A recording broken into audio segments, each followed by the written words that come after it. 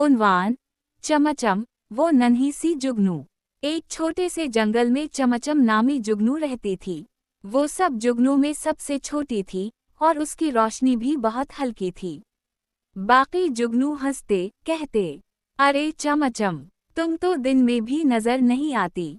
चमचम को दुख होता, मगर वो कभी किसी से शिकायत ना करती। वो दिन भर पत्तियों के नीचे चुप कर ख्वाब देखती कि एक दिन वो भी सबसे ज्यादा चमकेगी। एक रात जंगल में बहुत गहरा अंधेरा छा गया। बादल छाए, चांद छप गया और सब जुगनू कहीं गायब हो गए। नन्हे जानवर जैसे खरगोश, चूहे और कछुए डर के मारे अपने घरों से निकल नहीं पा रहे थे। तभी चमचम आहिस्ता आहिस्ता उड़ी और अपनी हल्की सी रोशनी से सब जानवरों के घरों के सामने जाकर झिलमिलाने लगी। एक नन्हा खरगोश बोला, चमचम, तुम हमें रास्ता दिखा रही हो। चमचम ने शर्माते हुए सर हिलाया।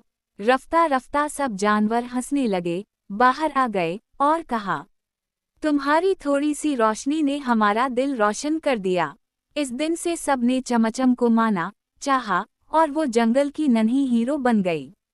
सबक: कभी किसी को कमजोर ना समझो, कभी कभी हल्की सी रोशनी सबसे बड़ी उम्मीद बन जाती है।